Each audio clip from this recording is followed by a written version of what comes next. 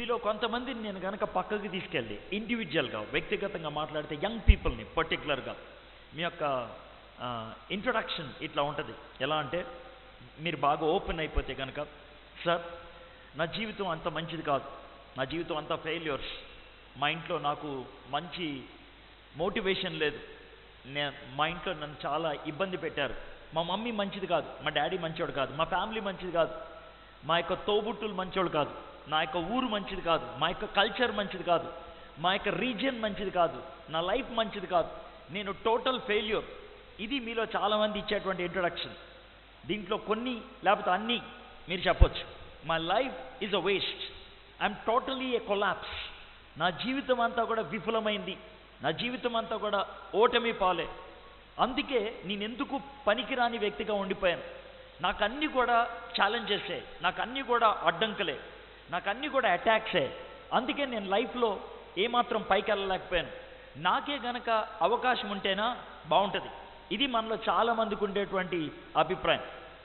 Might be you are right, నువ్వు చెప్పేది right అయి ఉండొచ్చు, నీకు చాలా ఫెయిల్యూర్స్ ఉండొచ్చు, నీకు చాలా ఇబ్బందులు ఉండొచ్చు, సరైనటువంటి వసతులు లేనటువంటి పరిస్థితి ఉండొచ్చు, నీ చుట్టూ ఉన్నటువంటి కల్చర్ బ్యాడ్ అయి ఉండొచ్చు, నువ్వు ఉన్నటువంటి సిటీ మంచిది కాకుండా పోయి ఉండొచ్చు. నేను ఒప్పుకుంటా. In spite of it you have every chance to excel in your life. వాటన్నిటినీ పక్కకి పెట్టి కూడా నీ జీవితంలో రాణించటానికి, నీ జీవితంలో సక్సెస్ పొందడానికి అవకాశం ఉంది. అలాంటి క్యారెక్టర్ని ఈరోజు మీ ముందుంచాలని నేను ఇష్టపడతాను. హీఈస్ ఎ యూనిక్ క్యారెక్టర్, చాలా యూనిక్ అని చెప్పాలి. ఏ అని అంటారేమో, యూత్ సండే కదా, నేను మాట్లాడేటువంటి పదజాలం ప్రాబబ్లీ యూత్కి బాగా క్లిక్ అవుతుంది. మీలో ఎవరన్నా సినిమాకి వెళ్ళాలనుకుంటే సినిమాలో ఖచ్చితంగా 4 సబ్జెక్ట్స్ లేకపోతే కనుక మీరు సినిమాకి వెళ్ళరు. మొదటిది రొమాన్స్ ఉండాలి, రెండోది వయలెన్స్ ఉండాలి, మూడోది సస్పెన్స్ ఉండాలి, నాలుగోది డిసెప్షన్ ఉండాలి. మొదటిది రొమాన్స్. నాకు ప్రేమ అంటే చాలా ఇష్టం, నా జీవితానికి ప్రేమ లేదు కాబట్టి బొమ్మ మీదనే చూస్తాను. వయలెన్స్, నా జీవితంలో చాలా కోపం ఉంది కాబట్టి స్క్రీన్ మీద చూస్తే చాలా బాగుంటుంది. సస్పెన్స్, బోర్ కొడితే నిద్ర వస్తుంది కాబట్టి సస్పెన్స్ ఉండాలి. డిసెప్షన్, జీవితంలో మంచికి అవకాశం లేదు కాబట్టి చెడును హైలైట్ చేసి చూపిస్తే చాలా బాగుంటుంది, అందుకనే డిసెప్షన్, మోసం. ఈ 4 ఉంటే కనుక సినిమా హిట్ అవుతుంది.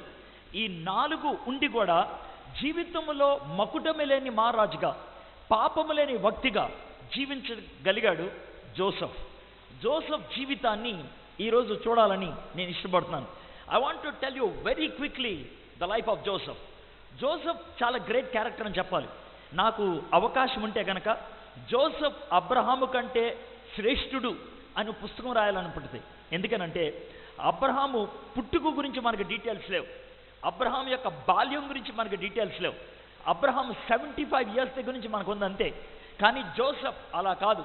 తాను పుట్టక ముందు వాళ్ళ మమ్మీ డాడీ ఎటువంటి స్ట్రగుల్స్ గుండా వెళ్ళారు, చిన్నప్పుడు తాను ఎటువంటి జీవితాన్ని జీవించాడు, రైట్ ఫ్రమ్ అడల్ట్ ఏజ్ తన లైఫ్లో ఉన్నటువంటి ప్రతి ఛాలెంజ్ని ఎలా ఎదుర్కొన్నారో బ్యూటిఫుల్గా రాశారు జోసెఫ్ గురించి. కాబట్టి I think Joseph is a far more better character than Abraham, whatever it is. But today I want to look at this character called Joseph and see how it can be applicable to our situation. మన జీవిత పరిస్థితులకి అది ఎలా వర్తిస్తుంది అని చూద్దాం. Let me tell you the story. Story ఎట్లా start అవుద్దంటే, Joseph యొక్క మమ్మీకి పిల్లల పుట్ల చాలా కాలం. వాళ్ళ డాడీ దగ్గరికి వెళ్ళి నా కొడుకునివ్వా, నాకు బిడ్డలనివ్వా అని అడిగింది. నేనేమన్నా దేవుణ్ణి అనుకున్నావా బిడ్డల్ని ఇవ్వడానికి అని వాళ్ళిద్దరూ కొద్దిసేపు వాదించుకున్నారు, మొత్తానికి ప్రార్థన చేశారు. దేవుడు కరుణించి జోసెఫ్ అనే కొడుకునిచ్చారు. లేక లేక పుట్టాడేమో, జోసెఫ్ని అల్లారు ముద్దుగా పెంచింది. తండ్రికి కూడా జోసెఫ్ అంటే చాలా ఇష్టం. అయితే ఒక అందమైనటువంటి కోటు కుట్టించారు. అది మిగిలిన బ్రదర్స్ అందరికీ కాస్త కుళ్ళు పుట్టడానికి కారణమైంది. ఈలోగా దేవుడు 2 కళలు ఇచ్చాడు. ఒక కళ ప్రకారం అందరూ కూడా తన కాళ్ళు మొక్కుతారు, రెండో కళ ప్రకారం ఈవెన్ డాడీ మమ్మీ కూడా కాళ్ళు మొక్కుతారు. దాంతో వీడికి బాగా కచ్చి పెరిగిపోయింది. రివెంజ్, మన మూవీస్లో చూస్తారు కదా, అది ఎక్కువైపోయింది. సిబ్లింగ్స్ మధ్యన, తోబుట్టుల మధ్యన రివెంజ్ చాలా గొప్పగా ఉంటుంది. అది తనకున్నటువంటి రివెంజ్. ఒక దినాన్న జోసెఫ్ పొలానికి వచ్చాడు.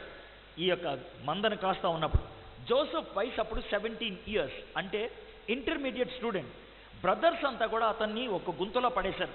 పడేసి గుంత బయట డిస్కషన్, అరే ఈయన్ని ఇక్కడే వదిలేద్దామా, వదిలేస్తే పురుగులు వచ్చి తినేస్తాయిరా, వదిలేస్తే సింహం వచ్చి తినేస్తుందిరా, వదిలేస్తే పాము వచ్చి కాటేస్తుందిరా, వదిలేస్తే ఆకలేసి అరిసి అరిసి చచ్చిపోతాడురా, వదిలేస్తే ఈ యొక్క గుంత నీళ్లతో నిండిపోయినప్పుడు మునిగిపోయి చచ్చిపోతాడురా. ఒక్కొక్కడు ఒక్కో విధంగా మాట్లాడుతూ ఉండుంటాడు. కానీ జోసెఫ్ చిన్నపిల్లోడు కాదు, ఏమీ తెలియదు అంటానికి, పెద్దోడు కాదు అన్ని దిగమింగుకోవడానికి, 17 years యంగ్ బాయ్ వాటినన్నిటినీ వింటా ఉన్నాడు.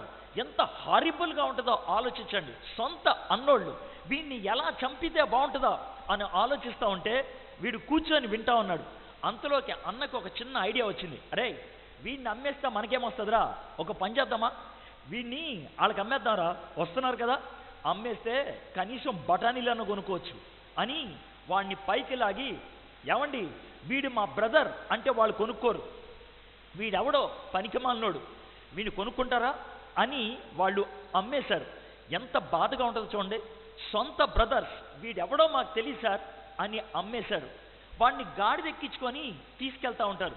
అదొక డెజర్ట్ ప్లేస్. 2-3 kilometers దాకా బ్రదర్స్ కనబడుతూ ఉంటారు.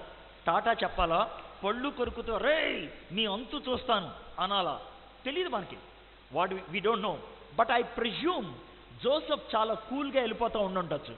మేబీ టాటా కూడా చెప్పాడేమో, అన్న ఏదో ఒక దినాన్ని మిమ్మల్ని కలుస్తానే అని అనుకుంటూ వెళ్ళాడేమో, ఐ డోంట్ నో. వెళ్ళిపోయాడు. తర్వాత తన బట్టలన్నీ ఇప్పేస్తారు. కేవలం కడ్రాయర్ మాత్రమే ఉంటుంది. రోడ్డు మీద నిలబెట్టి ఇక్కడ ఒక పలక పెట్టి పలక మీద రేట్ వేస్తారు. రోడ్డు మీద నడుచుకుంటూ వెళ్తున్నాడు ఒక ఆయన, రే వీడి సైజు బాగుందిరా, వీడి హైట్ బాగున్నాడు, రే ఒకసారి చెయ్యి పైకెత్తు, ఒకసారి కాలు పైకెత్తు, హలో అనరా, బాగుందిరా వీడి వాయిస్, సార్ వీడి రేట్ ఎంత, 30 rupees, 25కి ఇస్తాను సార్, తీసుకుంటారా, ఇస్తారా? 25 rupeesకి జోసెఫ్ని కొనేసుకున్నాడు. ఇంటికి తీసుకెళ్ళాడు. ఒక్కసారి ఆలోచించండి, జోసెఫ్ పొజిషన్లో మీరుంటే పొట్టపొట్ట పళ్ళు కొరుక్కొని అసలు దేవుడున్నాడా, దేవుడుంటే ఇదేనా నా జీవితం, నన్ను ఒక బానిసగా అమ్మేశారు, చంపేద్దాం అనుకున్నారు అంటూ జీవించాలి. కానీ జోసెఫ్ అలా జీవించలేదు అనుకుంటా. ఏ అని అంటారేమో, ఒకటి ఇంట్లో పెడితే ఎంత నమ్మకంగా ఆయన ఎదుగుతూ ఉన్నాడంటే ఆ ఇంటి ఓనర్ ఇంటి మొత్తాన్ని తన కంట్రోల్లో పెట్టేశాడు. ఒకవేళ నమ్మకంగా లేకపోతే అలా కంట్రోల్లో పెట్టుండేవాడు కాదు కదా. కక్ష సాధించాలి అనేటువంటి వ్యవహారం ఉంటే అట్లా చేసి ఉండేవాడు కాదు కదా. సూపర్. అయితే అన్నీ బాగున్నాయి. బాగున్నప్పుడు మనం ఏమనుకుంటాం తెలుసా, అమ్మయ్య దేవా ఇక్కడికైనా నా జీవితం బాగుంది అని అనుకుంటే ఆ టైంలో ఇంటి ఓనర్ భార్య తనని మోహించడం మొదలుపెట్టింది. మన పచ్చి భాషలో చెప్పాలంటే లైన్ వేయటం మొదలుపెట్టింది. ఏమన్నది తెలుసా, నాతో ఒక రాత్రి పడుకుంటావా అని అడిగింది. ఓనర్ భార్యతో పడుకుంటే లైఫ్ సుకూన్ అయిపోతుంది. ఐగుప్తి కల్చర్లో ఎవరైనా అమ్మాయి వచ్చి నేను పడుకుంటానంటే పడుకోవటం పెద్ద విషయమే కాదు, అసలు చాలా సరదాగా గడిపేయచ్చు, అది అసలు ఇష్యూయే కాదు. అయితే జోసెఫ్ నేను పడుకోను అని అన్నాడు. ఆ విధంగా పడుకోను అన్నందుకు ఆమె కచ్చి కట్టి అతన్ని పట్టించి జైల్లో పెట్టింది. ఒకవేళ కనుక జోసెఫ్ పొజిషన్లో మీరుంటే ఏమంటారు తెలుసా, దేవా నన్ను అమ్మేస్తే నిన్ను వదిలిపెట్టలా, రోడ్డు మీద బానిసగా అమ్మేస్తే నేనేమీ అనలేదు, కష్టపడి జీవిస్తా ఉంటే ఈ అమ్మాయి మోహించింది, నేను అప్పటికి పవిత్రంగా జీవించాలనుకుంటే నీకేమన్నా దయాదాక్షిణ్యాలు ఉన్నాయా, నన్ను తీసుకెళ్ళి జైల్లో పడేస్తావా అని అని ఉండాల్సింది. కానీ అక్కడ కూడా అనలేదు.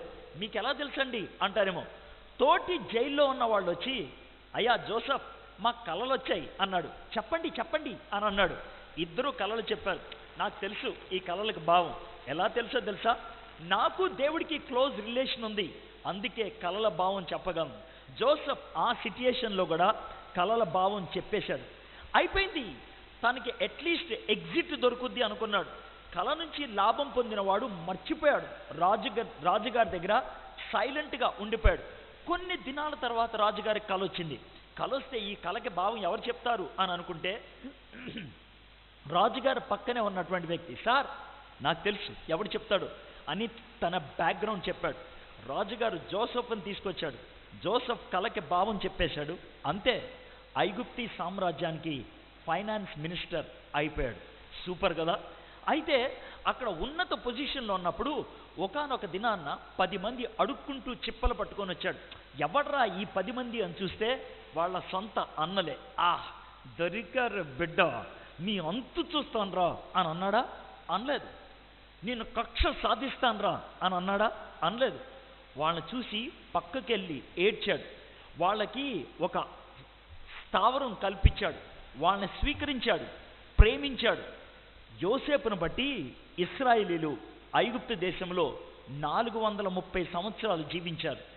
ఐగుప్తు దేశంలో ఉన్నటువంటి ఇశ్రాయేలీలకి యోసేపు అంటే ఎంత ప్రేమో తెలియడానికి ఒక ఎగ్జాంపుల్ చెప్తే చాలు. యోసేపు చచ్చిపోయినప్పుడు ఒక చిన్న రిక్వెస్ట్ పెట్టాడు. నేను చచ్చిపోతాను కదా, నన్ను ఇక్కడ పాతి పెడతారు కదా, మీరు ఇక్కడి నుంచి ఏదో ఒక దినాన్న దేవుడు వాగ్దానం చేసిన దేశానికి వెళ్తారు, వెళ్ళినప్పుడు నా ఎముకలన్నీ తీసుకెళ్ళి అక్కడ పాతి పెట్టండి అని చెప్తే 430 సంవత్సరాల తర్వాత మోషే యోసేపు ఎముకల్ని తీసుకొని ఇశ్రాయేల్ దేశానికి వెళ్ళి అక్కడ పాతి పెట్టాడు. దాంతో అర్థమవుతుంది ఇశ్రాయేలీలు యోసేపుని ఎంత ప్రేమించారు. మై ఫ్రెండ్స్, 14 అధ్యాయాలలో ఉన్నటువంటి యోసేపు జీవితాన్ని మీ ముందు పెట్టాను. ఆయన బ్యాక్గ్రౌండ్ మంచిదేమి కాదు, ఆయన పరిస్థితులు ఏమీ మంచివి కావు, అయినప్పటికీ కూడా పవిత్రంగా జీవించగలిగాడు. ఎందుకు జీవించగలిగాడు? What is the reason? దాన్ని ఈరోజు మనం అనలిటికల్గా చూద్దాం. మన లైఫ్లో అది ఎలా వర్తిస్తుందో ఒకసారి చూద్దాం. మీ దగ్గర బైబిల్స్ ఉంటే ఆదికాండం 39వ అధ్యాయం, ఆదికాండం 39వ అధ్యాయం, 39వ అధ్యాయంలో ఫ్యూ వర్సెస్ మనం చూస్తాం. అండ్ ఎండింగ్లో 50th చాప్టర్లో ఫ్యూ వర్సెస్ చూస్తాం. That's what we are going to do. కానీ ఆదికాండం 37వ అధ్యాయం నుంచి 50వ అధ్యాయం దాకా స్టోరీ మొత్తాన్ని చిన్న బ్రీఫ్గా మీకు అందించాను. What Joseph is. Okay, now let's look at Genesis chapter 39 verse 1. యోసేపును ఐగుప్తునకు తీసుకొని వచ్చినప్పుడు ఫరో యొక్క ఉద్యోగస్తుడును రాజ సంరక్షక సేనాధిపతినైన పొతీఫరును ఒక ఐగుప్తీయుడు అక్కడికి అతన్ని తీసుకొని వచ్చాను. ఇష్మాయేలీయుల యొద్ద అతన్ని కొనెను. యెహోవా యోసేపునకు తోడై ఉండెను గనక అతడు వర్ధిల్లుచు తన యజమానుడగు ఆ ఐగుప్తిని ఇంట నుండెను. Now look at this verse 1 and 2.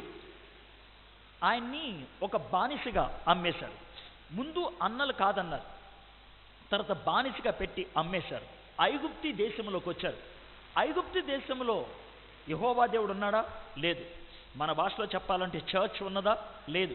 Believers ఉన్నారా? లేదు. మంచోళ్ళు ఉన్నారా? లేదు. అలాంటి ఊర్లో యోసేపు ఉన్నాడు. ఎలాగా? ఒక బానిసగా. ఎవరింట్లో ఉన్నాడు? పొతీఫర్ ఇంట్లో ఉన్నాడు. కానీ సెకండ్ వర్స్ అతని గురించి ఏమని చెప్పింది తెలుసా? యెహోవా యోసేపునకు తోడై ఉండెను గనక అతడు వర్ధిల్లుచు తన యజమానుడగు ఆ ఐగుప్తిని ఇంట నుండెను. పరిస్థితులు సరిగ్గా లేవు, కానీ యోసేపు మాత్రం పవిత్రంగా ఉన్నాడు. చాలామంది యంగ్ పీపుల్కి ఉన్నటువంటి రాంగ్ నోషన్ ఏంటి అనంటే, నేను మంచోడిని ఎప్పుడవుతానంటే నా చుట్టూ ఉన్న పరిస్థితులు బాగుంటాయి. అందుకని ఊర్లు మారుస్తారు, ఫ్రెండ్స్ మారుస్తారు, ప్లేసెస్ మారుస్తారు. ఒక మాట చెప్తాను, holiness is not dependent on what is happening out side. Holiness is something that is directly involved inside. పవిత్రత అనేది హృదయానికి చెందింది, బయటికి చెందింది కాదు. ఒకవేళ నువ్వు ఉన్న చోట పవిత్రంగా ఉండలేకపోతే ఇంకెక్కడికో వెళ్ళి పవిత్రంగా ఉంటానంటే ఎవడు నమ్ముతాడు? 2 ఎగ్జాంపుల్స్ ఇస్తాను, మీకే అర్థమవుతుంది. ఒకటి, మీరు ఒక షాప్కి వెళ్ళారు, పెన్ను కొనుక్కుందామని. 2 రూపీసే. 2 రూపీస్ పెట్టి పెన్ను కొంటే పెన్ను రాస్తున్నా లేదో కాగితం మీద రాస్తారు. పెన్ను రాయట్లేదనుకో, షాప్ ఓనర్తో ఉంటాడు, ఏయ్ ఈ పెన్ను రాయట్లేదురా ఇంకోటి అంటారు. ఒకవేళ షాప్ ఓనర్, లేదు సార్ ఈ పెన్ ఇక్కడ రాయదు, ఇంటికి వెళ్ళిన తర్వాత రాస్తుంది అంటే తీసుకెళ్తావా? చెప్పా, ఇక్కడ రాయని పెన్ ఇంటి దగ్గర ఎట్లా రాస్తారా చెప్పు. ఇక్కడ తిన్నగా జీవించిన వ్యక్తి ఇంకెక్కడికో వెళ్ళి జీవిస్తానంటే నీ చెవులో పువ్వు పెట్టుకున్నావా? ఎవడి చెవులోనో కాదు, నీ చెవులో. ఎవరిని మోసం చేద్దాం అనుకున్నావు? ఎవరిని? If you can't live a holy life here, you can't live Holi life anywhere else in the world. Holiness is not something that is happening out side. పవిత్రత అనేది బయటికి సంబంధించింది కాదు, దిల్కి సంబంధించింది, జీవితానికి సంబంధించింది. ఒకసారి నాకు ఒక ముస్లిం సహోదరుడికి చిన్న భేటీ ఏర్పడింది. నేను ఇంజనీరింగ్ చదువుతున్నప్పుడు మేమిద్దరం రూమ్మేట్స్. వాడు పవిత్రత అనేది బయటకు సంబంధించింది అనేవాడు. ఎలాగంటే, నేను చర్చ్కి వెళ్ళకముందు బైబిల్ సంఖ్యలో పెట్టుకొని టాయిలెట్లోకి వెళ్ళి బయటకు వచ్చా. అరే, పవిత్రమైన బైబిల్ తీసుకొని టాయిలెట్లోకి వెళ్తావా అని తిట్టాడు నన్ను. తిడితే వాడిని 2 ప్రశ్నలు అడిగా. అరే, బైబిల్ పవిత్రమైందా అని అడిగా. ఆడు అవునంటానికి టెన్షనే, ఇలా కాదంటానికి టెన్షనే. అవునంటే మనం కూర్చొని చదువుదా అంట, కాదంటే ఆ టెన్షన్ ఎందుకురా అంట. 2వ క్వశ్చన్ అడిగిన, అరే టాయిలెట్లో పవిత్రత ఉండదా అని అడిగిన. ఇదే మాట అడిగిన, టాయిలెట్లో పవిత్రత ఉండదా అని అడిగిన. ఎలా ఉంటుందిరా, మురికి ఉంటుంది అక్కడ అన్నాడు. అరే, మన ఇద్దరం ఒక చిన్న మాట మాడదాంరా, నీ భాషలోకి వద్దాం. నువ్వు నమ్మేది ఏంటంటే ఏదో ఒక దినాన్న మహమ్మద్ మళ్ళీ వస్తాడని, అంతే కదా. మహమ్మద్ వచ్చినప్పుడు నువ్వు టాయిలెట్లో ఉన్నావు అనుకో, నిన్ను వదిలేసిపోతాడురా. చెప్పరా, టాయిలెట్లో ఉన్నాడు వదిలేయి అంటావా? క్రిస్టియన్ వా నువ్వు? నిన్నే అడుగుతున్నాను. 2వ రాకడ ఎప్పుడు వస్తుందో నీకు తెలీదు. స్నానం చేయకముందు ప్రభా నేను స్నానం చేసి వచ్చేదాకా ఇక్కడ ఉండి ప్రభా అంటావా? నేను సబ్బు రాసుకున్నాను ప్రభా నీళ్లు పోసుకునేదాకా ఆగంటావా? చెప్పా. If God comes when you are in the bathroom, will he leave you? Holiness is something that is inside, not outside. బయటికి సంబంధించింది కాదు. But still let me tell you one thing. ఒకవేళ పవిత్రత హృదయంలో ఉన్నట్లయితే దాన్ని బయటకు చూపించడానికి కొన్ని మార్గాలు ఉన్నాయి. If you are not able to show that, it's not an issue. It's not an issue. Joseph తాను జీవించినటువంటి కల్చర్ గలీజ్, కానీ తాను మాత్రం బంగారం. తాను మాత్రం బంగారం. కాబట్టి never try to blame others. ఇతరులను తిట్టడానికి ప్రయత్నించద్దు. మా కడప గలీజ్, మా రాయలసీమ గలీజ్ అనొద్దు. నువ్వు గలీజ్ అను, నేను ఒప్పుకుంటా. Now let's look further. ఏమన్నాడు 3వ వచనం, యెహోవా అతనికి తోడయుండెనని అతడు చేసినదంతయు అతని చేతిలో యెహోవా సఫలము చేసిననియు అతని యజమానుడు చూసినప్పుడు. Now look at this. When God is in your life, దేవుడు నీ జీవితంలో ఉంటే నువ్వు చెప్పుకోవాల్సిన అవసరం లేదు. అర్థమైందా? హలో, నేను ఇప్పుడే స్నానం చేసి వచ్చా అని చెప్పాలా? నీ మొహం చూస్తే అర్థమవుతుంది. నేను ఇప్పుడే సెంటు కొట్టుకొచ్చా అని చెప్పాలా? వాసన చూస్తే అర్థమవుతుంది. నాలో దేవుడున్నాడు అని చెప్పుకోవాలా? జిందగీ చూస్తే అర్థమవుతుంది. When people look at your life, they must be able to see God. దేవుణ్ణి చూడాలా. నేను స్నానం చేసి వచ్చా, నా మొహం చూస్తే అర్థమవుతుంది. సెంటు కొట్టుకొచ్చా, నేను గదిలోకి వస్తే అర్థమవుతుంది. నాలో దేవుడున్నాడు, జీవితం చూస్తే అర్థమవుతుంది. యోసేపు జీవితం చూస్తే బయట వాళ్ళకి అర్థమైంది. వాళ్ళు క్రైస్తవులా? కాదు. యెహోవా దేవుడు తెలిసిన వాళ్ళ? కాదు. They were able to see God in Joseph because he was living such a life. Rabindranath Tagore brother Ravinder Baba అన్నటువంటి మాట తెలుసా? భారతదేశంలో ఉన్నటువంటి క్రైస్తవులు క్రీస్తులాగా జీవిస్తే 24 గంటల్లో భారతదేశం క్రైస్తవుల పాదాల దగ్గర ఉంటుంది అన్నాడు. We're not able to live like Christ.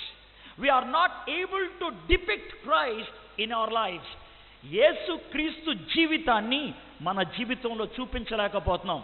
అది మనకున్నటువంటి సమస్య. భారతదేశం పేదరికంలో ఉండటానికి కారణం భారతదేశంలో ఉన్న క్రైస్తవులు. మనము క్రీస్తులాగా జీవించగలిగితే ఈ దేశం వర్ధిల్లుండేది. ఈ దేశం ఈ స్థాయికి రావడానికి కారణం ఏంటి తెలుసా? కొద్దిమంది మిషనరీలు చేసిన మంచి పని. కొద్దిమంది మిషనరీలు. ఒకవేళ ఆ మిషనరీలు కూడా రాకపోతే మనము చిప్ప చేత్తో పట్టుకొని ఆఫ్రికా వాళ్ళలాగా అడ్డగుడ్డ కట్టుకొని తిరిగి ఉండేవాళ్ళం మనం. దీన్ని రాయలసీమ అనేవాళ్ళు కాదు, రాళ్లసీమ అనేవాళ్ళు. మిషనరీలు వచ్చారు కాబట్టి ఆ మాత్రం గంజి తాగగలుగుతున్నాం, ఆ మాత్రం అన్నం తినగలుగుతున్నాం. అయితే నేనేమంటాను తెలుసా? అది స్టెప్ 1 అయితే ఇప్పుడున్నటువంటి క్రైస్తవులు క్రీస్తుని కలిగి ఉండగలిగితే ఈ దేశాన్ని మార్చగలిగే దమ్ము, హక్కు, సత్తా క్రైస్తవులకు ఒక్కడికే ఉంది. అయితే దాన్ని బట్టి మనం ఆనందించడమే కాదు, we have to blame ourselves. The mistake lies with us. 4వ వచనం, యోసేపు మీద అతనికి కటాక్షము కలిగను కనుక అతని యొద్ద పరిచర్య చేయవాడాను, మరియు అతడు తన ఇంటి మీద విచారణకర్తగా అతన్ని నియమించి తనకు కలిగినదంతయు అతని చేతికి అప్పగించెను. అతడు తన ఇంటి మీదను తన కలిగినదంతటి మీదను అతని విచారణకర్తగా నియమించిన కాలము మొదలుకొని యెహోవా యోసేపు నిమిత్తము ఆ ఐగుప్తిని ఇంటిని ఆశీర్వదించెను. యెహోవా ఆశీర్వాదం ఇంటిలోనేమి పొలంలోనేమి అతనికి కలిగిన సమస్తం మీద ఉండెను. అతడు తనకు కలిగినదంతయు యోసేపు చేతికి అప్పగించి తాను ఆహారం తినుట తప్ప తనకేమీ ఉన్నదో ఏమీ లేదో విచారించువాడు కాదు. యోసేపు రూపవంతుడును సుందరుడనై ఉండెను. I want to end those 2 words. యోసేపు సుందరుడు, రూపవంతుడు. యోసేపు అందగాడు ఎందుకయ్యాడు? యోసేపు రూపవంతుడు ఎందుకయ్యాడు? This is the issue. యోసేపు కష్టపడి పనిచేసేవాడు. యోసేపు నమ్మకంగా ఉండేవాడు. యోసేపు దేవుని యందు విశ్వాసము కలిగినవాడు. ఈ 3 లక్షణాలు ఆయనకున్నాయి. అందుకే అందంగా ఉన్నాడు, ఆరోగ్యంగా ఉన్నాడు. మనలో చాలామందికి అందం ఎందుకు ఉండదో తెలుసా? తినటానికి తిండి ఉండదు కాబట్టి, నిద్రపోవడానికి సరిగ్గా మనసు ఉండదు కాబట్టి, జీవితాన్ని ఆనందించడం చేత కాదు కాబట్టి. ఒక మాట చెప్పమంటారా? మీలో చాలామంది అబ్బాయిలు అమ్మాయిలు వేరే అమ్మాయిని చూసి వేరే అబ్బాయిని చూసి ఐ లవ్ యూ అంటాం చాలా సులభం. అయితే నీ లైఫ్లో ఎప్పుడైనా ఇది చేసావా? ఏంటి తెలుసా?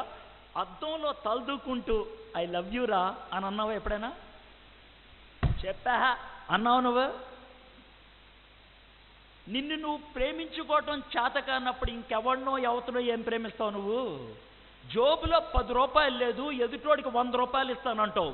నీ చెవులో తామర పువ్వు పెట్టుకున్నావు, నువ్వు క్యాబేజీ పువ్వు పెట్టుకున్నావు. నువ్వు you must love your self first. When you don't know how to love yourself, how can you love others? When you don't know how to accept yourself, how can you accept others? నువ్వు అద్దంలో చూస్తే ఇంకో 2 అంగుళాలు ఉంటే బాగుండేది, ఇంకొంచెం ఎంటుకలు ఉంటే బాగుండేది, ఇంకొంచెం పక్కగుంటే బాగుండేది, ఇంకొంచెం కలర్ ఉంటే బాగుండేది, ఇంకొంచెం ఫేర్గా ఉంటే బాగుండేది, సట్టు ఉంటే బాగుండేది అని నీ గురించి నువ్వు కరెక్షన్ ఇచ్చుకుంటే నువ్వు సూపరే అని ఎవడి గురించి ఎలా అంటావు? అర్థమవుతుందా? నువ్వెంత పిచ్చోను అర్థమవుతుందా నీకు? ఎంత మోసగానో అర్థమవుతుందా నీకు? You can't accept your self. కానీ యోసేపు అలాంటోడు కాదు. నేను బంగారం రా అంటాడు ఆయన. I'm gold because I have God. నాలో దేవుడున్నాడు కాబట్టి నేను బంగారం. అది యోసేపు అనగలిగేటువంటి మాట. అందుకే ఆయన సుందరుడు, అందుకే ఆయన ఆరోగ్యంగా ఉన్నటువంటి వాడు. మనీషా కొయిరాలా ఒకసారి కృష్ణ ఒబెరాయ్ హోటల్లో 2003లో మేమిద్దరం ఒకే హోటల్లో 3 days ఉన్నాం. ఆల్మోస్ట్ ఎవ్రీ డే సప్పర్ టైంకి కలుసుకునేవాళ్ళం. ఫస్ట్ డే ఆమె నాకు అడ్డంగా వెళ్ళిపోతూ ఉంది. నేను సీరియస్గా చూసా. ఆమెకి కోపం వచ్చింది, ఎందుకంటే ఆమె సెలబ్రిటీ. ఆమె అడ్డంగా వెళ్ళిపోతే సీరియస్గా చూస్తే కోపం వస్తుంది. నేను ఫోన్ చేస్తామంటే హలో నేను ఎవరో నీకు తెలుసా అని అన్నది. ఏమో నాకు తెలియదు అని అన్నా. అంటే ఆమె షాక్ తిన్నది. మళ్ళీ 2-3 సార్లు వచ్చింది. హలో నేను మనీషా కొయిరాలని. ఓహో అని అన్నా. అంటే ఆమె సినిమా యాక్టర్ అని కూడా నాకు తెలియదు. నేనేం చేయను దానికి అని అంటే అప్పుడు తర్వాత మళ్ళీ చెప్తా ఉంది నేను ఒక ఫిల్మ్ యాక్ట్రెస్ అని. అవునా, నేనైతే సినిమాలు చూడలే అన్నా అన్నది. అని అంటే ఎట్లా బతుకుతున్నావు అన్నది. ఏ సినిమాలు లేకపోతే బతకలేమా? నాకు బోల్డ్ పనులు ఉన్నాయి, సినిమా చూసే అంత టైం లేదు నాకు అని అన్నా. అని అంటే ఆమె బాగా ఇష్టపడి 3 days నాతో మాట్లాడుతూ ఉంది. 3rd day ఆమె ఒక స్ట్రేంజ్ థింగ్ చేసింది. మా ఎదురుగా కూర్చున్నప్పుడు 2 స్కాచ్ విస్కీ అని అన్నది. అంటే ఎందుకు ఆర్డర్ చేస్తున్నా అర్థం కాల. నా ముందు ఒక విస్కీ, ఆమె ముందు ఒక విస్కీ పెట్టారు. నేను అన్నాను నాకు వద్దు అని అన్నా. అని అంటే ఆమె టక్మని తాగేసింది. తర్వాత ఇంకొక 2 minutes తర్వాత ఇంకోటి తాగేసింది. నేను ఇదివరకు మందు కొట్టేవాడిని కాబట్టి నాకు తెలుసు. రా విస్కీ ఒకేసారి తాగేసింది. ముఖం మామూలుగా పెట్టిందంటే మందు కొడతాం బాగా వచ్చాను అర్థం అనమాట. నేను అన్నాను బాగా మందు కొడతారనుకుంటా అని అన్నా. అంటే ఇది లేకపోతే నాకు నిద్ర పట్టదన్నది. ఆమె ఉన్నటువంటి సూట్ అప్పట్లో 23,000 రూపాయలు, ఇప్పుడు అది 70,000 రూపాయలు. 24 hours 70,000 కట్టేటువంటి సూట్లో ఆమె ఉంటుంది. కానీ ఆమె ఏమంటుంది తెలుసా? నాకు మందు కొట్టకపోతే నిద్ర పట్టదంటది. మీలో చాలామందికి నిద్ర పట్టదు. నిద్ర కోసం టీవీ ముందు కూర్చునే వాళ్ళు ఉంటారు, నిద్ర కోసం చాటింగ్ చేసేవాళ్ళు ఉంటారు, నిద్ర కోసం బొమ్మలు చూసేవాళ్ళు ఉంటారు, నిద్ర కోసం కబుర్లు ఆడేవాళ్ళు ఉంటారు. Do you know why you can't sleep? Because you don't have God. దేవుడు లేడు. కానీ జోసెఫ్ అలాంటోడు కాదు, సుఖంగా నిద్రపోతాడు. అందుకే చాలా అందంగా ఉన్నాడు. అయితే ఆ అందం వేరే ప్రాబ్లంలోకి దారి తీసుకెళ్ళింది. వాట్ ఎవర్ ఇట్ ఈస్, తన అందం న్యాచురల్ అందం.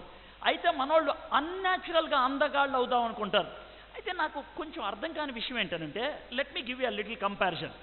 ఈ మధ్యకాలంలో వచ్చినటువంటి స్టైల్ ఒకటి చెప్తాను. ఏంటనంటే, నెత్తికి ఆముదం లాంటిది పోస్తారు, దాన్ని బ్రిల్ క్రీమ్ అంటారు, సెక్సీ అంటారు.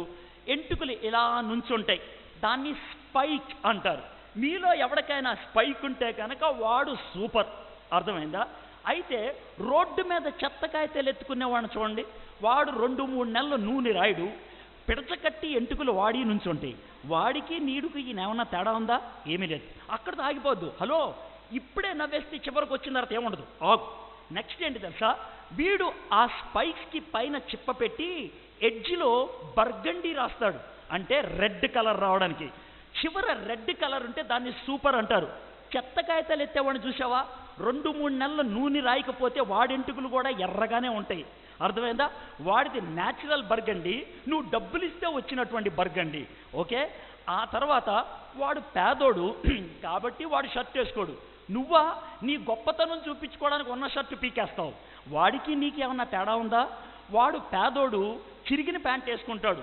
నువ్వు చాలా గొప్పోడు కాబట్టి చిరిగిన ప్యాంటు కొనుక్కుంటావు. వాడికి నీకేమన్నా తేడా ఉందా? వాడు ఎవడదో ప్యాంట్ వేసుకుంటాడు, అందుకే ప్యాంటు కిందకి జారిపోతూ ఉంటుంది. నువ్వు కావాలని లూజు ప్యాంటు కొనుక్కొని నీ ప్యాంటు కిందకి జారి చేస్తావు. ఆడికి నీకేమన్నా తేడా ఉందారా? చెప్పా.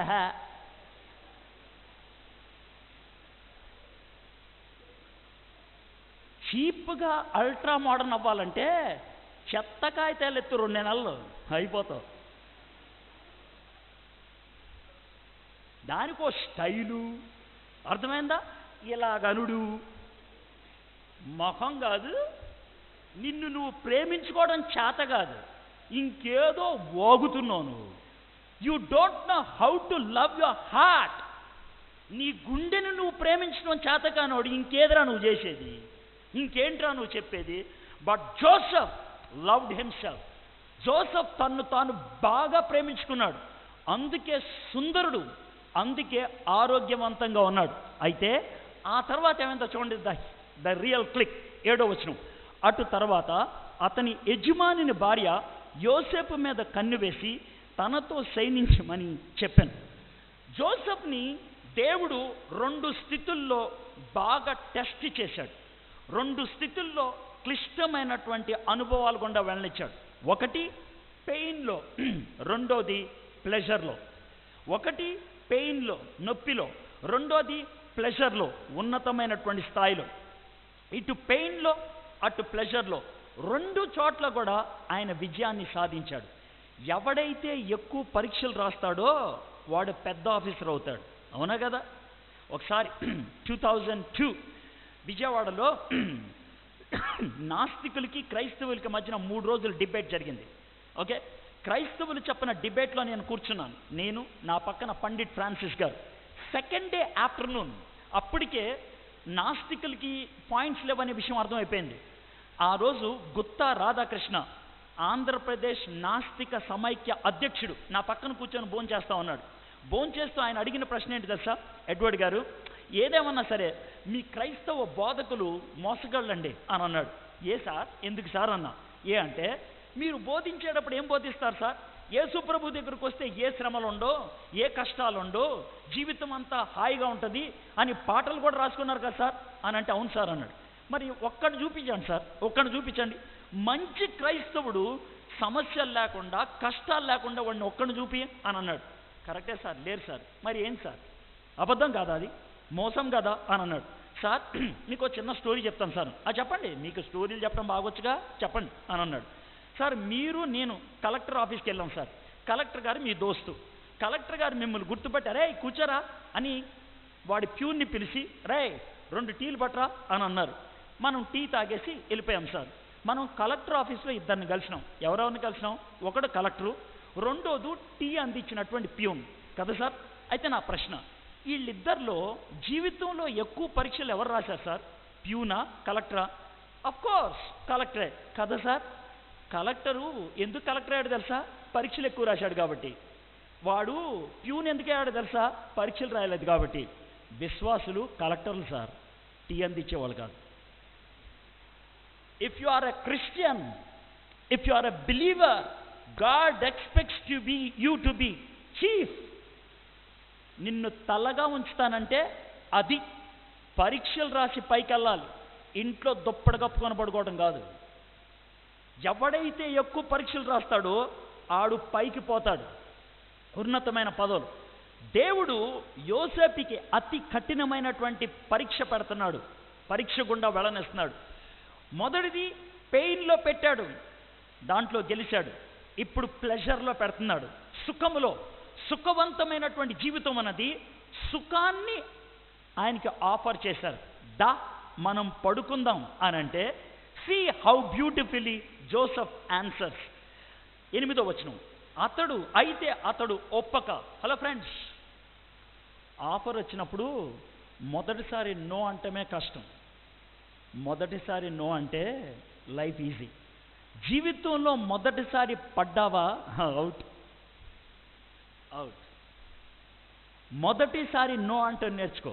అతడు ఒప్పక ఏమన్నాడు చూడండి, నా యజమానుడు తన కలిగినదంతయు నా చేతికి అప్పగించను కదా, నా వశమున తన ఇంటిలో ఏమి ఉన్నదో అతడు ఎరుగడు, ఈ ఇంటిలో నాకంటే పైవాడు ఎవడునూ లేడు. జోసెఫ్కి తానెవరో తెలుసు. నీకు నువ్వెవరో తెలుసా? దేవుడు నీకు తెలిస్తే నువ్వెవరవో నీకు తెలుస్తుంది. నీలో చాలామంది, అరే ఏంట్రా నీ బతుకంటే ఏముంది సార్, అర్థం కావట్లేదు సార్ నా జిందగీ, నా బ్రతుకు నాకు అర్థం కావట్లా. You don't know about your self. ఎవరైతే దేవుణ్ణి ప్రేమిస్తారో, ఎవరైతే దేవుడితో సంబంధం కలిగి ఉంటుందో వాడికి ఐడెంటిటీ ఉంటుంది. ఒక గుర్తింపు అనేది ఉంటుంది. రెండోది, జోసెఫ్కి గతం గురించి బాధ ఉన్నదా?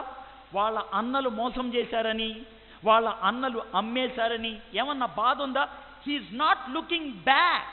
గతములోకి చూడట్లేదు, కలలు జ్ఞాపకం చేసుకొని ఫ్యాంటసీలో కూడా బతకట్లేదు, భవిష్యత్తులో పెద్ద గాలిమేడలు వేసుకొని బతకట్లేదు, రియాలిటీలో ఉన్నాడు. My friends, when you are in right relation with God, you are in real relation. You have a real understanding. నేనెవరినో నాకు తెలుసు, ఈ ఇంటికి నేను యజమానిని, నా రోల్ నాకు తెలుసు, నా బ్రతుకు నాకు తెలుసు. 2 ఎగ్జాంపుల్స్ ఇస్తాను. అలెగ్జాండర్ 30 yearsకి వరల్డ్ అంతటినీ గెలిచాడు. కపుల్ ఆఫ్ వార్స్ ఆయన ఓడిపోయాడు. ఒక యుద్ధం ఓడిపోయే సన్నివేశంలో జరిగిన విషయం. తాను సైన్యం వెళ్ళింది, వెయిట్ చేస్తున్నాడు రెస్పాన్స్ కోసం. ఒక సైనికుడు పరిగెట్టుకుంటా వస్తున్నాడు. అలెగ్జాండర్ చూస్తాడు. అలెగ్జాండర్ దగ్గరికి వచ్చిన తర్వాత, రాజుగారు శుభం అన్నాడు. చెప్పరా, ఎక్కడి నుంచి వస్తున్నావు? యుద్ధ భూమి నుంచి. వెరీ గుడ్, ఏమైంది? సార్ చాలా బ్యాడ్ న్యూస్ సార్. ఏమైందిరా? మన సైనికులంతా చచ్చిపోయారు, మన యుద్ధంలో ఓడిపోయాం. మరి నువ్వు ఎలా వచ్చావురా? నేను ఒక్కడనే తప్పించుకొని పారిపోయి వచ్చాను సార్, ఈ వర్తమానం మీకు అందించడానికి అని అంటే, అలెగ్జాండర్ ఏమనాలో తెలియక అటు ఇటు ఆలోచించి, రే నీ పేరేంట్రా అని అన్నాడు. వాడు ఏమని ఫీల్ అయిపోయాడు తెలుసా? రాజుగారు నా పేరు అడుగుతున్నారంటే అవార్డు ఇస్తారేమో అనుకొని, సార్ నా పేరు కూడా నీ పేరే అలెగ్జాండర్ అన్నాడు. సిగ్గులేదురా ఆ పేరు పెట్టుకొని ఈ పని చేయడానికి అని అన్నాడు.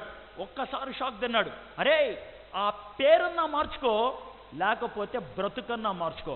అలెగ్జాండర్ అనే పేరు కలిగిన వాడు యుద్ధంలోంచి పారిపోయి రాడు, అయితే సావనన్నా సస్తాడు, లేకపోతే యుద్ధంలో గెలుస్తాడు. నువ్వు దేవుని బిడ్డవు అని చెప్పుకుంటే, పాపములో పడిపోయిన స్థితిలో ఉంటే, పేరన్నా మార్చుకో, బతుకన్నా మార్చుకో. పేరన్నా మార్చుకో, బతుకన్నా మార్చుకో. రెండో వ్యక్తి నీకెవరో తెలుసా? David become. పేరు ఎప్పుడైనా విన్నారా? డేవిడ్ బెకమ్ ఇంగ్లాండ్ దేశం ఫుట్బాల్ సెలబ్రిటీ అని చెప్పాలి. డేవిడ్ బెకమ్ ప్రపంచానికి ఒక స్టైల్ ఇచ్చాడు. స్పైక్స్కి కారణం డేవిడ్ బెకమ్ తెలుసు కదా?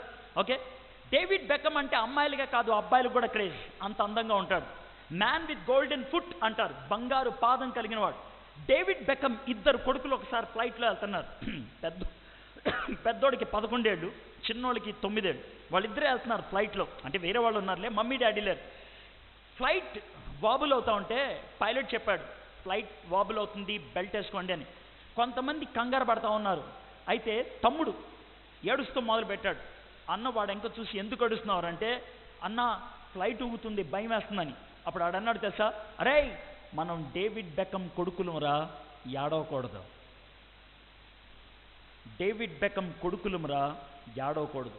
నువ్వు దేవుని బిడ్డవే, పాపంలో పడి సావకూడదు, బయట ఉండాలి. If you are a child of God, it must be seen in your position, where you are. నువ్వు ఎక్కడున్నావు, that reveals who you are. నువ్వెవరువో నీ స్టేటస్ చెప్పాలి, నీ మారల్ స్టేటస్. యోసెఫ్ ఎంత స్పష్టంగా చెప్తున్నాడు చూడండి. నెక్స్ట్, తానెవరో తనకి తెలుసు కాబట్టి నెక్స్ట్ ఏమన్నాడు తెలుసా, 9వ వచనం, నీవు అతని భార్యవైనందున నిన్ను తప్ప మరి దేనిని నాకు అప్పగింపై ఉండలేదు. నేనెవరినో నాకు తెలుసు, నువ్వెవరో కూడా నాకు తెలుసు. నువ్వు ఆయన భార్యవి కాబట్టి నీ చుట్టూ ఒక బౌండరీ ఉంది, ఆ బౌండరీలోకి వెళ్ళటానికి నాకు లేదు. When you are a child of God, you draw your boundaries. నువ్వు దేవుని బిడ్డవైతే నీకంటూ ఒక బౌండరీ గీసుకుంటావు. ఎక్కడ దాకా వెళ్ళగలను, ఏమి చెయ్యగలను, ఏమి చెయ్యకూడదు. You know in your heart. నీ హృదయానికి నీకు తెలుసు. జోసెఫ్కి తెలుసు, హలో నేనెవరన్నా నాకు తెలుసు, నువ్వెవరువా నాకు తెలుసు. Now look at this third statement. కాబట్టి నేనెట్లు ఇంత ఘోరమైన దుష్కార్యము చేసి దేవునికి విరోధముగా పాపము కట్టుకుందును. Look at every word that is specifically given there. కాబట్టి నేనెట్లు ఇంత ఘోరమైన దుష్కార్యం అంటే పాపాన్ని ఎంత స్పష్టంగా చూస్తున్నాడంటే, దిస్ ఈజ్ రాంగ్, ఇది పాపం. చాలా క్లియర్ డిమార్కేషన్ పెట్టుకున్నారు. యంగ్ పీపుల్ దగ్గరకు వచ్చేటువంటి ప్రాబ్లం ఏంటి తెలుసా, బ్లాక్ వైట్ ఉండదు వాళ్ళకి, మధ్యలో బ్రౌన్ కలర్ ఒకటి ఉంటుంది, మధ్యలో స్టీల్ గ్రే కలర్ ఒకటి ఉంటుంది. పర్లేదులే యు హ్యావ్ ఏ మధ్యలో మార్జిన్ పెట్టుకుంటావు. ఇది పాపం కాదు. ఆ విధంగా గీత గీసుకోవటం నీకొచ్చా? If you don't know that, I'm sorry. Joseph అలాంటి గీత గీసుకున్నాడు. ఫ్రెండ్స్, అలాంటి గీతలు గీసుకొని మనం జీవిస్తున్నప్పుడు దేవుడు ఎలా హెల్ప్ చేస్తాడో let me give you an example. నేను ఇంటర్మీడియట్ చదివేటప్పుడు క్రికెట్ బాగా ఆడేవాడిని. రంజీ సెలక్షన్స్ దాకా వెళ్ళాను. మనోజ్ ప్రభాకర్ ఇటువంటి వాళ్ళతో ఆడుతూ ఉండేవాడిని. ఎవడో చెప్పాడు మారు మనసు పొందిన తర్వాత క్రికెట్ ఆడటం పాపమని, అందుకే మానేశాను. మనకు ఆర్గ్యూ చేయటం రాదు అప్పట్లో, కాబట్టి నోరు మూసుకొని బయటకు వచ్చేసా. క్రికెట్ ఆడటం మానేశాను, కానీ క్రికెట్ చూడటం అంటే చాలా పిచ్చి. ఒకసారి 3 days తర్వాత నాకు ఎగ్జామ్, క్రికెట్ మ్యాచ్ స్టార్ట్ అయింది. నేనేమనుకున్నాను తెలుసా, 5 minutes చూసి టీవీ బంద్ చేద్దాం అనుకున్నా. చూసా, కానీ ఎప్పుడు బంద్ చేసాను తెలుసా, 5 hours తర్వాత. మీలో కొంతమంది ఇప్పుడు నవ్వుతారు, నాకు తెలుసు. ఎందుకో తెలుసా, మీరు కూడా అదే పని చేస్తూ ఉంటారు. 5 minutes కథం, ఆ రోజు అయిపోయింది. ఇది ఒకరోజు. నెక్స్ట్ డే మళ్ళీ క్రికెట్ మ్యాచ్ స్టార్ట్ అయింది. ఈ రోజు మాత్రం చాలా కాన్ఫిడెంట్గా ఒక పని చేశా. టీవీ ఆన్ చేయలా, ఎదురుగా పుస్తకం పెట్టి చదువుతున్నాను. పక్కింటోడి టీవీ మాత్రం మోగుతుంది. అయితే 10 నిమిషాలకు ఒకసారి చప్పట్లు వినబడతా ఉంటే 4 6 వికెటా. ఇది ప్రతి 10 నిమిషాలకి అరుపు, ప్రతి 10 నిమిషాలకి disturbance. I was not able to study. Do you know what I did? I made a very small prayer. ప్రభా, నా టీవీ నాకు ఆపుకోవటం వచ్చు, వాటి టీవీ నేను ఆపలేను. నన్ను ఏం చేయమంటావు చెప్పు, గివ్ మీ కాన్సన్ట్రేషన్ అని అన్నా. అని చాలా సీరియస్గా చదువుతున్నా. 2 hours చదివాను. ఎలా చదివానో తెలీదు, కానీ 2 hours తర్వాత ఒక డౌట్ వచ్చింది. ఈ 2 hoursలో ఏ సౌండ్ వినబడతలేదు, అంటే వర్షమా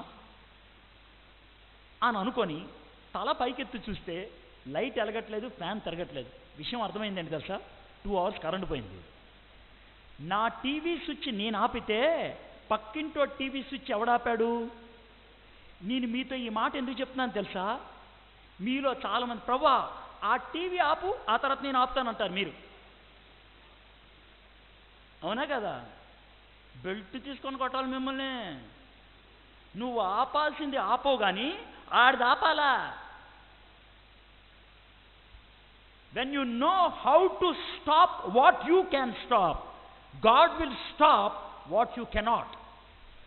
నువ్వు ఆపగలిగేది నువ్వు ఆపితే నువ్వు ఆపలేని దాన్ని దేవుడు ఆపుతాడు. జోసెఫ్ క్లియర్గా ఆపగలిగేదాన్ని ఆపేశాడు. ఈ దుష్కార్యాన్ని నేను చేసి దేవునికి వ్యతిరేకంగా పాపం ఎలా చేయను. Do you know where Joseph took God? He took God to Egypt. దేవుణ్ణి ఈజిప్ట్లోకి తీసుకెళ్ళాడు. దేవుణ్ణి పొతీఫర్ ఇంట్లోకి తీసుకెళ్ళాడు. If God is in you, God will come with you. దేవుడు నీలో ఉంటే దేవుడు నీతో వస్తాడు. ఏమంటాడు తెలుసా దేవుడు? రేయ్, ఆ ఊరికి వెళ్ళాలని ఉందరా నాకు, కానీ ఆ ఊరికి వెళ్ళాలంటే నాకు ఎవడైనా కావాలి. అవునా కదా? అక్కడ టవర్ ఉంటే సిగ్నల్ వస్తుంది, డిష్ ఉంటే సిగ్నల్ రిసీవ్ అవుద్ది. నువ్వేరా నా డిష్ అంటాడు దేవుడు. నువ్వేరా నా టవరు అంటాడు. Be my tower in that town, be my dish in that town. జోసెఫ్ని దేవుడు ఈజిప్ట్ తీసుకెళ్ళాడు. జోసెఫ్ టవర్ ఓపెన్ చేశాడు. జోసెఫ్ డిష్ ఓపెన్ చేశాడు. దేవుడి యొక్క ప్రెజెన్స్ అక్కడికి వచ్చింది. దినదినము ఆమె యోసేపుతో మాట్లాడుచుండెను కానీ అతడు ఆమెతో శయనించుటకైనను ఆమెతో నుండుటకైనను ఆమె మాట వినువాడు కాదు. The other important lesson I can learn from Joseph is this. Joseph ముందు నో చెప్పాడు. జోసెఫ్ సెకండ్గా తన యొక్క పొజిషన్ చెప్పాడు. థర్డ్, ఆమె రిపీటెడ్గా ఆయన్ని లాగుతూ ఉంటే తన ప్లేస్ని అవాయిడ్ చేశాడు. Friends, very practical suggestion. మీలో చాలామందికి కొన్ని వీక్ పాయింట్స్ ఉంటాయి. ఏమ రైట్? వీక్ పాయింట్స్ ఉన్నప్పుడు డెలిబరేట్గా దాన్ని అవాయిడ్ చేయటం నేర్చుకోండి. ఆ ప్లేస్ కానీ, ఆ పొజిషన్ కానీ, ఆ సిచ్యువేషన్ కానీ అవాయిడ్ చేయటం నేర్చుకోండి. కొంతమందికి సిగరెట్ తాగే అలవాటు ఉంటుంది. పాన్ డబ్బా చుట్టూ తిరగొద్దు. ఎవడైనా సిగరెట్ తాగితే వాసన వస్తే నీకు కూడా వస్తుంది. కొంతమందికి మందు కొట్టడం అలవాటు ఉంటుంది. బార్లు చుట్టూ తిరగొద్దు. ఆ వాసన వింటే గనక, చూస్తే గనక మందు కొట్టాలనిపిస్తుంది. Avoid places. చాలా ప్రాక్టికల్గా చెప్తున్నాను. Joseph he avoided places. అయినప్పటికీ ఆమె డ్రాగ్ చేసింది. అట్లుండగా ఒకనాడు అతడు తన పని మీద ఇంటి లోపలికి వచ్చినప్పుడు ఇంటి మనుషులలో ఎవరూ అక్కడ లేరు. అప్పుడు ఆమె అతని వస్త్రము పట్టుకొని తనతో సైనింపమని చెప్పగా అతడు తన వస్త్రము ఆమె చేతిలో విడిచిపెట్టి తప్పించుకొని బయటకు పారిపోయాను. Now look at this word, తప్పించుకొని బయటకు పారిపోయాను. నిజంగా తప్పించుకున్నాడా? నీకు విషయం చెప్పమంటారా? తప్పించుకోలా, ఇరుక్కుపోయాడు. బయట ప్రపంచం విషయంలో చెప్పాలంటే ఏంటో తెలుసా మీనింగ్? ఆ విధంగా బయటికి వెళ్ళినప్పుడు రాజుగారు ఏం చేశాడు? తీసుకెళ్ళి జైల్లో పడేశాడు. కానీ బైబిల్లో ఏమని రాశారు? తప్పించుకొని పారిపోయాను. ఆయన పారిపోయింది పాపాల నుంచి, జైలు నుంచి కాదు. జైల్లోకి వెళ్ళటం ప్రాబ్లం లేదు, పాపములో పడిపోవటం problem. It is better to be in the prison as a holy person than to be in the palace as a sinful person. Am I right? Joseph ప్రిజన్లోకి వెళ్ళాడు. My friends, let me tell you one thing. ప్రిజన్లోకి వెళ్ళటం బట్టి జోసెఫ్కి ఒక offer వచ్చింది. ఏంటి offer? ప్యాలెస్కి వెళ్ళటానికి. Joseph మెసేజ్కి నేను ఇచ్చే టైటిల్ ఏంటి తెలుసా? Joseph the journey from pit to palace via prison. Joseph the journey from pit to palace via prison. గోతిలోంచి గోపురములోకి, చెరలో నుంచి ద్వారా జోసెఫ్ లైఫ్. నీ జీవితంలో చెర ఉండొచ్చు, నీ జీవితంలో కష్టాలు ఉండొచ్చు. But remember, if God is with you, you're going up. If God is not with you, you're going down. Joseph పవిత్ర జీవితాన్ని జీవించడానికి కంకణం కట్టుకున్నాడు. అందుకనే చెరలోకి వెళ్ళిన, గోతిలో ఉన్న దేవుని సన్నిధిని అనుభవించాడు. చివరికి ప్యాలెస్లోకి చేరుకోగలిగాడు. I like Joseph. ఎందుకో తెలుసా? జోసెఫ్ గతాన్ని మర్చిపోయాడు. ఎందుకు మర్చిపోయాడు తెలుసా? దేవుడు క్షమించాడు కాబట్టి. జోసెఫ్ భవిష్యత్తు కలల్లో జీవించలేదు, రియాలిటీలో జీవించాడు. దానికి నిదర్శనమే I want to show you one reference and I want to close. ఆదికాండం 50వ అధ్యాయం. యోసేపు యొక్క డాడీ చచ్చిపోయాడు. వాళ్ళ బ్రదర్స్కి భయం వేసింది, నాయన చచ్చిపోయాడు, ఇప్పుడు వీడు మమ్మల్ని చంపుతాడేమో అనుకొని ఒకానొక రోజు వచ్చి చెప్పడం మొదలుపెట్టారు. ఏమన్నా తెలుసా? డాడీ బతుకున్నప్పుడు చెప్పారు మమ్మల్ని క్షమించమని, ప్లీజ్ క్షమించవా అని అడుగుతున్నారు. వాళ్ళు మాట్లాడే మాటలు నవ్వు వస్తుంది. 17th verse, నీ తండ్రి తాను చావక మునుపు ఆజ్ఞాపించినదేమనగా, అంటే వీళ్ళకి తండ్రి కదా, నీ తండ్రి అంటున్నారు. మీరు యోసేపుతో నీ సహోదరులు నీకు కీడు చేసిరు గనక దయచేసి వారి అపరాధమును వారి పాపమును క్షమించమని అతనితో చెప్పమనను. కాబట్టి దయచేసి నీ తండ్రి దేవుని దాసుల అపరాధము క్షమించమనిది. వారు యోసేపుతో ఇలాగ మాట్లాడుచుండగా అతడు ఏడ్చెను. మరియు అతని సహోదరులు పోయి అతని ఎదుట సాగిలపడి, ఇదిగో మేము మీకు దాసులమని చెప్పగా, now look at this word, యోసేపు భయపడకుడి, నేను దేవుని స్థానమందున్నానా? మీరు నాకు కీడు చేయనుద్దేశించేది కానీ నేటి దినమున జరుగుచున్నట్లు అనగా బహు ప్రజలను బ్రతికించినట్లుగా అది మేలుకే దేవుడు ఉద్దేశించను. దేవుడు మేలుకే ఉద్దేశించను. గతాన్ని మర్చిపోయాడు. తనకు కలిగినటువంటి కష్టాలు దేవుడు అనుమతిస్తే వచ్చింది అని పాజిటివ్గా తీసుకోవడానికి ప్రయత్నం చేశాడు. బ్యూటిఫుల్ థింగ్ ఏంటి తెలుసా? తన బ్రదర్స్ని క్షమించగలిగాడు. Friends, you can live a holy life, you can live a peaceful life only when God is with you, and that is going to be a successful life. నా లైఫ్లో జరిగినటువంటి ఒక చిన్న సన్నివేశం చెప్తాను. How pain can give you pleasure, how pain can give you pleasure. October 23rd, 2014 వైజాగ్లో గాజువాక అనే ప్లేస్లో మల్కాపురం అనేటువంటి ఏరియాలో ఒక మీటింగ్ పెట్టారు. హుదూద్ తుఫాన్ వచ్చిన తర్వాత మీటింగ్. వైజాగ్ ఇంకా పవర్ రాలేదు. ఓకే, చీకట్లో ఉన్నది. అప్పటికి పవర్ పోయి 12 days అయింది. ఓకే, కాబట్టి జనరేటర్స్ పెట్టి మీటింగ్ పెట్టారు ఒక చిన్న గ్రౌండ్లో. కరెంట్ లేదు కాబట్టి గ్రౌండ్ అంతా కిక్కిరిసేటట్లు మనుషులు ఉన్నారు. ప్రాబబ్లీ అరౌండ్ 2000 ఉండుంటారు. చాలామంది వాళ్ళ యొక్క అపార్ట్మెంట్స్లో కూర్చొని వాక్యం వింటూ ఉన్నారు. కాబట్టి నేను అది అడ్వాంటేజ్గా తీసుకొని గాస్పుల్ చెప్పాలని నేను ఒక మెసేజ్ ఇచ్చాను. నా మెసేజ్ టైటిల్ ఏంటనంటే, బాధపడిన వాడే బాధను అర్థం చేసుకుంటాడు, బాధపడిన వాడే బాధను అర్థం చేసుకుంటాడు. యేసయ్య బాధపడ్డాడు, యేసయ్య శ్రమ పొందాడు, కాబట్టి నీ శ్రమను అర్థం చేసుకుంటాడు. అది నేను చెప్పిన మెసేజ్. 40 minutes అయింది. యేసయ్య ఒక్కడే, యేసయ్య ఒక్కడే. ఎవ్రీ 2 minutesకి యేసయ్య ఒక్కడే, యేసయ్య ఒక్కడే అంటున్నాను. 40 minutes అయినాయి. ఇద్దరు స్టేజ్ ఎక్కుతున్నారు. ఎందుకు ఎక్కుతున్నారో తెలియదు. నేను ఆర్గనైజర్స్ అనుకున్నాను. అందుట్లో ఒకడు ఇలా పెట్టి నా నెత్తి మీద దడేల్మని గుద్దాడు. ఏమైంది అని చూసే లోపల అడు గట్టి కొట్టేశాడు. వెనకనున్నటువంటి కొంతమంది కూర్చున్న వాళ్ళు అతన్ని లాగేశారు. లాగేసి ఏమైంది అని అంటే, యేసయ్య ఒక్కడే, యేసయ్య ఒక్కడే అంటున్నావు, మా దేవుడు కాదా అని అరిచాడు. నేను అన్నాను, ఒక 20 minutes ఆగు, కంక్లూడ్ చేస్తాను, ఆ తర్వాత మాట్లాడుకుందాం అని అన్నా. 11 మంది క్రికెట్ ఆడతారు, కెప్టెన్ ఒకడే ఉంటాడు. 70 మంది మంత్రులు ఉంటారు, ప్రధానమంత్రి ఒకడే ఉంటాడు. 10 అంతస్తులు ఉండొచ్చు, కానీ పునాది ఒక్కటే ఉంటుంది. దేవుడు ఒక్కడే ఉంటాడు. ఎవడా దేవుడు డిసైడ్ చేసుకో అని యేసయ్య గురించి మళ్ళీ చెప్పాను.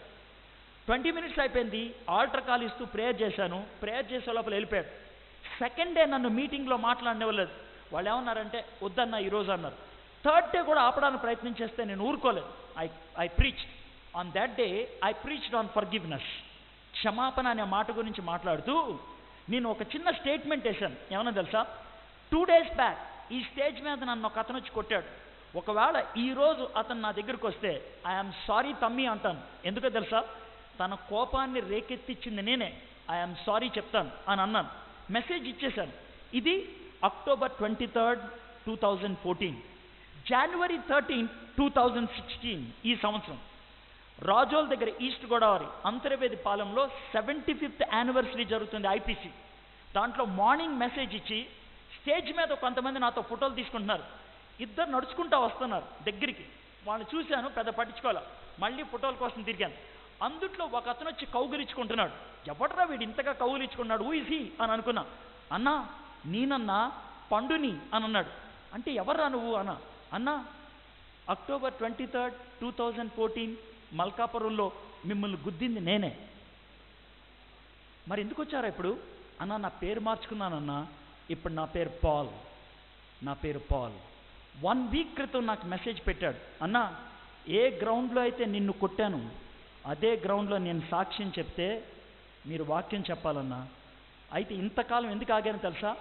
మా నాన్నగారు విశాఖపట్నం బీజేపీ కమిటీకి వైస్ ప్రెసిడెంట్. ఆయన ఒప్పుకోలేదు, ఇప్పుడు ఒప్పుకున్నాడు. నా నెత్తి మీద దెబ్బ తగిలింది, వాడు బతుకు మారింది. నీ జీవితంలో దెబ్బ తగిలితే బతుకుతావు, లేకపోతే పోతావు. ఆలోచించుకో. దెబ్బ తగిలించుకుంటావా, నాశనం అవుతావా? జోసెఫ్ జీవితంలో చాలా దెబ్బలు తగిలాయి, తన కుటుంబానికి రక్షకుడయ్యాడు. నీ జీవితానికి దెబ్బలు తగలకూడదని రాజీ పడ్డావా, నాశనం అవుతావు. What you want to do? Would you like to live a ferocious holy life? పవిత్రమైన పౌరుషం కలిగినటువంటి జీవితాన్ని జీవిస్తావా, నాసిరకమైనటువంటి అపవిత్రమైన జీవితాన్ని జీవిస్తావా? You have to make a decision. ఒక నిర్ణయాన్ని తీసుకోవాలి. జోసెఫ్ నిర్ణయాన్ని తీసుకున్నాడు. నువ్వు తీసుకుంటావా? తలంచండి, కళ్ళు మూసుకోండి, ప్రార్థన చేద్దాం. యోసేపు కష్టాలలో సుఖాలలో దేవుణ్ణి మర్చిపోలేదు. తనని అందరూ కాదన్నప్పుడు మర్చిపోలేదు. తననందరూ కాళ్ళు మొక్కుతున్నప్పుడు కూడా మర్చిపోలేదు. He never left God. దేవుణ్ణి ఎప్పుడూ మర్చిపోలేదు. Therefore he became a saviour to his nation. తన దేశానికి రక్షకుడయ్యాడు.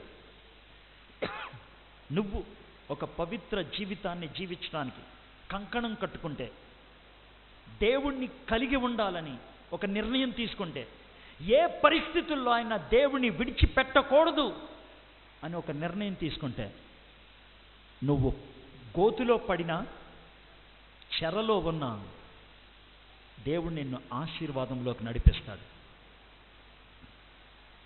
Would you like to have that blessed life? It's a decision. ఈరోజు ఒక నిర్ణయం తీసుకుంటావా? దేవా, రాజీ పడిపోయాను, ఓడిపోయాను, పడిపోయాను, కానీ ఈరోజు నీ దగ్గరికి రావాలని ఇష్టపడుతున్నాను. నన్ను క్షమించేసేయా. Come into my life. నా జీవితంలోకి రా ప్రభువా. యోసేపు జీవితంలో ఎలా ఉన్నావో నా జీవితంలో ఉండు ప్రభువా. Can you invite God in to your life? దేవుణ్ణి నీ జీవితంలోకి ఆహ్వానించగలవా? నువ్వు ప్రతి ఆదివారం చర్చికి రావచ్చు, ప్రతిరోజు ప్రార్థన చేస్తూ ఉండొచ్చు, ప్రతిరోజు వాక్యం చదివే వ్యక్తివై ఉండొచ్చు. But do you have God in your life? దేవుడు నీ జీవితంలో ఉన్నాడా? If he is not there, invite him. లేకపోతే ఈరోజు ఆహ్వానించు. I want you God. నువ్వు నాకు కావాలి. మా దేవా, మా ప్రభువా, యోసేపు జీవితాన్ని నుంచి నువ్వు మాకు నేర్పించిన పాఠాలకై మీకు వందనాలు చెల్లిస్తున్నాం. యోసేపు కష్టాల్లోనూ సుఖములోనూ నిన్ను మర్చిపోలేదు ప్రభా. He never denied you. He never said no to you. నిన్ను కాదనలేదు ప్రభా. Therefore you blessed him. Therefore you made him the saviour. ఈరోజు ఎంతమంది అయితే ప్రభా అలాంటి నిర్ణయాన్ని తీసుకున్నారు, వారిని మీరు బ్లెస్ చేయమని అడుగుతున్నాను ప్రభా. ఆ పవిత్ర జీవితంలో కొనసాగించడంలో స్ట్రెంగ్త్ని అనుగ్రహించమని అడుగుతున్నాను. గ్రేస్ని ప్రొవైడ్ చేయమని అడుగుతున్నాను. ఈ మాటలు మా జీవితానికి ఆశీర్వాదకరంగా చేయమని యేసు నామములో ప్రార్థన చేయించున్నాం తండ్రి.